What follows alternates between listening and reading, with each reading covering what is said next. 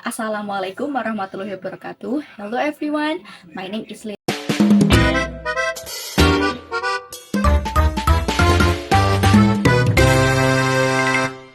In this video, I will explain all the lessons from the Islamic Studies Methodology course, from the first meeting to the last meeting. I will not only explain each lesson, but I will also show how all the lessons are connected.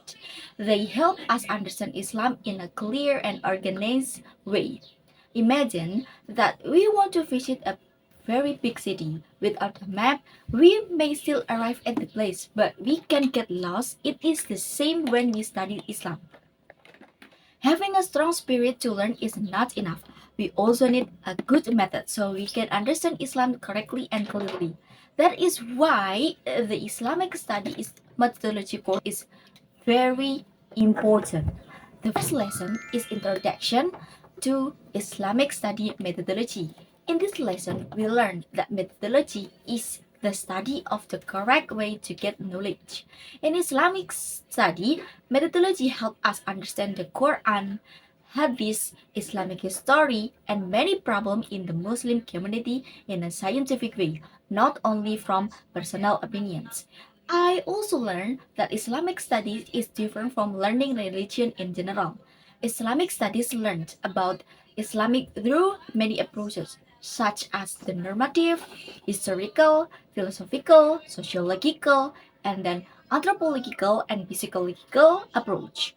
This approach helps us understand Islam better and more completely. And the next lesson is the history and development of Islamic studies in the world. The development of Islamic knowledge happened step by step. During the time Prophet Muhammad, knowledge came directly from Allah through revelation. After the Prophet Muhammad passed away, his companions continued to solve new problems by using ijtihad. Later, during the Umayyad dynasty and especially the Abbasiyid dynasty, Islamic knowledge grew very fast. Many great Muslim scholars appeared, many learning centers were built, and education became more advanced. Today, Islamic study continues to grow in Muslim countries and in many modern universities. These universities combine Islamic knowledge with social science, and technology. From these lessons, I learned that Islam can grow with the times without leaving its original teaching. After learning its history, we studied religion and human life. This lesson explains that religion is not only about the relationship between humans and Allah. Religions also teach us how to live with other people and how to care for the environment. Religion gives peace to our hearts, builds good character such as honesty and responsibility, and teach us to help others through zakat, infak, sodako, and many other good action. Because of this, religion becomes a guide that gives direction and purpose to human life. The next lesson is the characteristic and the dimensions of Islam. Islam has many special characteristics. It is Rabbaniyah because it comes from Allah, and it is Sumuliyah because it covers all parts of life, and it is Wasatiyah because it teaches balance, and it is Rahmatul Alamin because it is a mercy for all creation. Islam is also universal because it's always relevant in every time and place. Islam also has three main dimensions. The first is Aqidah, which is the foundation of faith. And the second is Sharia, which guides worship and daily life. And the third is Akhlaq, which is good character shown in everyday life. These three dimensions work together and cannot be separated. Next, we learned about Islam as a culture phenomenon. From this lesson, I learned that Islam is not a culture, but it can grow through culture as long as it does not only against Islamic law. In Indonesia, for example, we have the Maulid celebration, Islamic boarding school tradition, calligraphy art, and hadroh performance, and many local traditions. This tradition helps spread Islamic values. This shows that Islamics can live together with culture without losing its identity and teachings. At this point, we can understand that the first five lessons are the main foundation before learning research methods in Islamic studies. After learning the basic ideas of Islamic studies, we continue to the main topic of this course, which is methods in Islamic studies. This lesson explains that a method is a scientific way to understand Islam in a scientific, systematic, objective, and responsible way. We learned several methods. The first is the normative methods, which uses the Quran and Hadith as the main source. And the second is the historical method, which studies the historical and development of Islam. The third is the philosophical method, which uses logical thinking. We also learned the sociological method, which studies people, lives, and the anthropological method, which studies the relationship between Islam and culture, and the comparative method, which compares different opinions or religious practice. From this lesson, I learned that one method cannot answer every problem. All of these methods work together to help us understand Islam better. Next, we studied religious research and research on religious life. These two terms look similar, but they are different. Religious research studies Islam teachings as the main object. For example, it studies the meaning of zakat in the Quran or the rules of buying and selling in the Hadith. On the other hand, research on religious life studies how people practice Islamic teachings in daily life. For example, it studies Islamic boarding school culture, religious tolerance, or Islamic praising on social media. From this lesson, I learned that Islamic studies is not only about theory but also about real life. After learning about research method, we studied method of Quran interpretation research. In this lesson, I learned that we should not explain the Quran based on only one personal opinions. We must follow the methods and rules made by Muslim scholars. We learned several models of Quran interpretation. The first is Tahlili Tafsir, which explains the verse one by one in the order of the Quran. The second is Madu'i Tafsir or thematic interpretation, which collects verses about one topic. The third is Muqarran Tafsir, which comprises the opinions of different scholars about the same verses. The last is Ijmali Tafsir, which explains the meaning of the verse in a short and simple way. These different models help us understand the message of the Quran correctly. The next lesson was models of Hadith research. Hadith is the second source of Islamic law after the Quran. Because of that, we must study it carefully.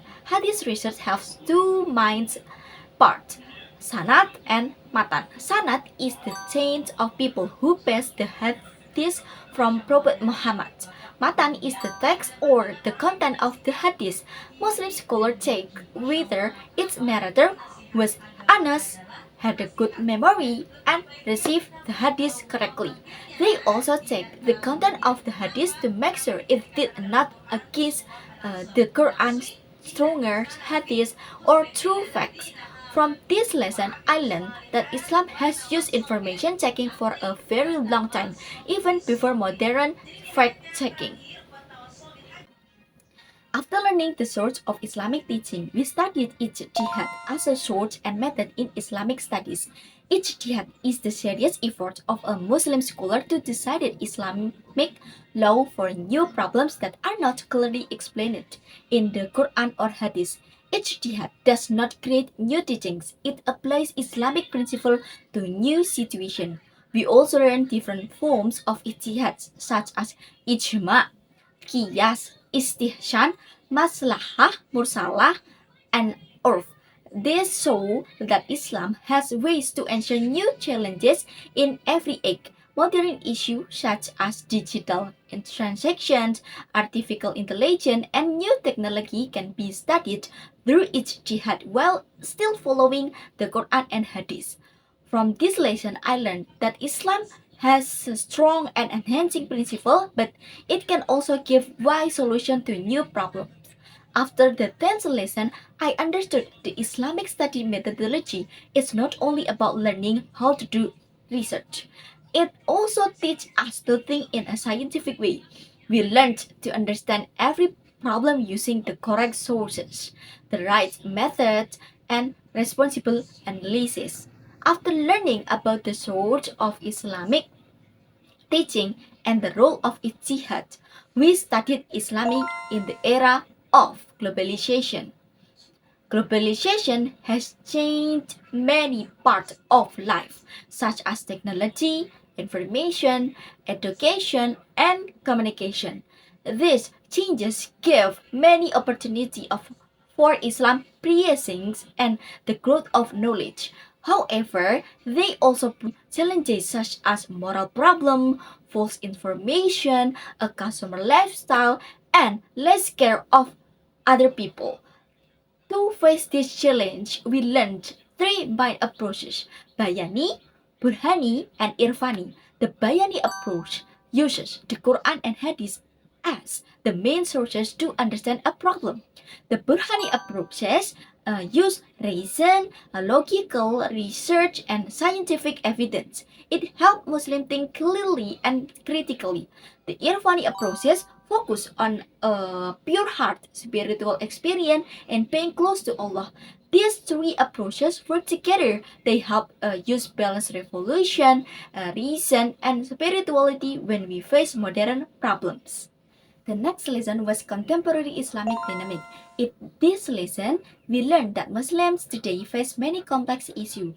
These include democracy, human rights, Islamic economics, digital da'wah, artificial intelligence, and environmental problems and technology ethics.